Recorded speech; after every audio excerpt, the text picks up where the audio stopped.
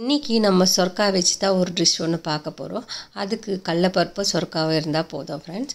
So அதுக்கு முன்னாடி என் channel உங்களுக்கு பிடிச்சிருந்துச்சுனாக்கா சப்ஸ்கிரைப் பண்ணிவிட்டு பெல் பட்டன் தட்டிடுங்க, அப்படியே ஆல்ன்ற பட்டனும் தட்டிடுங்க ஃப்ரெண்ட்ஸ். வாங்க இப்போ வீடியோக்குள்ளே போகலாம். Hi friends, welcome to Nirmala's kitchen. இப்போ முதல்ல நம்ம ஒரு சொரக்காய் ஒன்று பெருசாக எடுத்துக்கலாம். நான் பாருங்கள் இந்த மாதிரி சொரக்காய் எடுத்துருக்கேன். இதுக்கு நான் தோலெல்லாம் சீவிட்டு ஸ்க்ரேப் பண்ணிடுற தோலெல்லாம் எடுத்துட்டு சின்ன சின்ன பீசஸாக கட் பண்ணி எடுத்து வச்சுருக்கிறேன். இப்போ இந்த தோலில் கூட நம்ம ஒரு சட்னி ஒன்று பண்ணலாம். ஆனால் இன்றைக்கி நான் இந்த தோலில் சட்னி எதுவும் பண்ணல. எல்லாம் வீட்டில் இருக்கிற பொருளை வச்சு நம்ம இந்த குழம்பு செஞ்சு முடிச்சிடலாம் ஃப்ரெண்ட்ஸ். பாருங்கள், இப்போ நான் சொரக்காவை கட் பண்ணின்னு இருக்கேன். எல்லாம் சின்ன ஸ்கொயர் பீசஸாக கட் பண்ணி எடுத்து வச்சுக்கோங்க.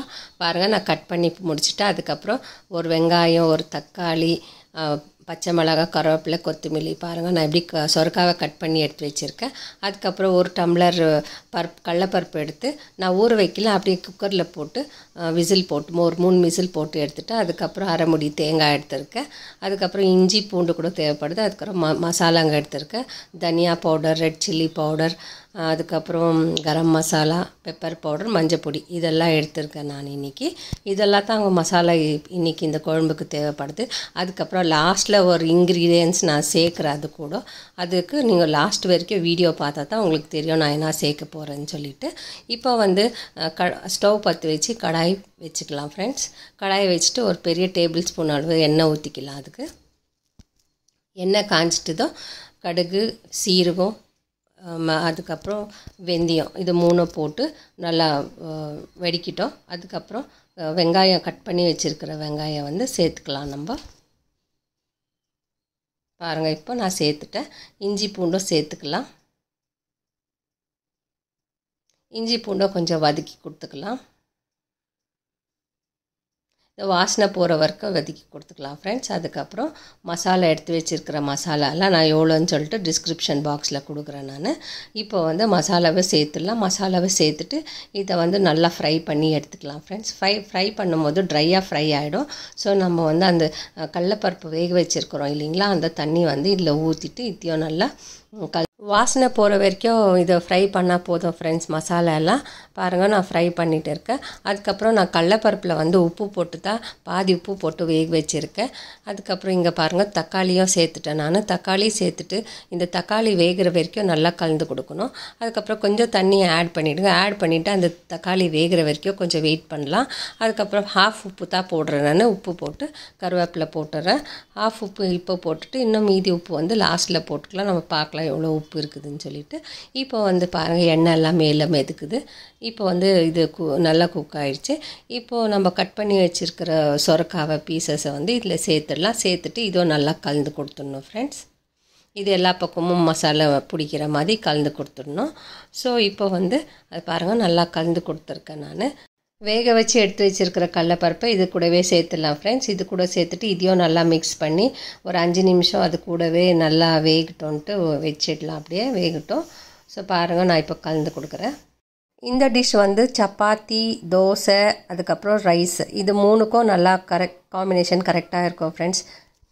அதுக்கப்புறம் அரைச்சி வச்சுருக்கிற தேங்காய் வந்து இதில் சேர்த்துடலாம் ஃப்ரெண்ட்ஸ். நான் வந்து இன்றைக்கி அரை முடி தேங்காய் எடுத்திருக்கேன். சின்ன தேங்காய் தான் எடுத்திருக்கேன். அந்த தேங்காய் வந்து கட் பண்ணி மிக்சியில் நல்லா நைஸாக ஆட்டிட்டு இதில் சேர்த்துறேன் ஃப்ரெண்ட்ஸ். இப்போ வந்து நான் குக்கரில் ட்ரான்ஸ்ஃபர் பண்ணிக்கிறேன். குக்கரில் ட்ரான்ஸ்ஃபர் பண்ணிவிட்டு ஒரு 5 விசில் போட்டு எடுத்துக்கலாம் ஃப்ரெண்ட்ஸ். அப்போ தான் நல்லா வேகும், நல்லா குழைய வேகும் அந்த சொரக்காய். இப்போ வந்து நான் உப்பெல்லாம் டேஸ்ட் பார்த்துட்டு குக்கர் மூடி போட்டு விசில் கூட போட்டாச்சு. நான் ஒரு 5 விசில் விட்டுருக்கேன். உங்கள் வீட்டில் குக்கர் எவ்வளோ விசிலில் வேகுமோ அவ்வளோ விசில் நீங்கள் போட்டு எடுத்துக்கோங்க. பாருங்கள் இப்போ 5 விசில் முடிச்சுட்டேன். இப்போ நான் வந்து ஓப்பன் பண்ணி காமிக்கிறேன். எவ்வளோ நல்லா வந்திருக்கு பாருங்கள். கிரேவி எல்லாம் மேலே மதுக்குது. இப்போ இதுக்கு ஒரு லாஸ்ட் ஒரு இன்க்ரீடியன்ஸ் சேர்க்கணும். அது வந்து ரொம்ப டேஸ்ட்டாக இருக்கும் நம்ம சேர்க்கும் போது. பாருங்கள் இப்போ குழம்பு வந்து ரெடி ஆகிடுச்சு. இது குழம்புனா சொல்லலாம், இல்லை கூட்டனா வச்சுக்கலாம், இதுக்கு பேர் நம்ம.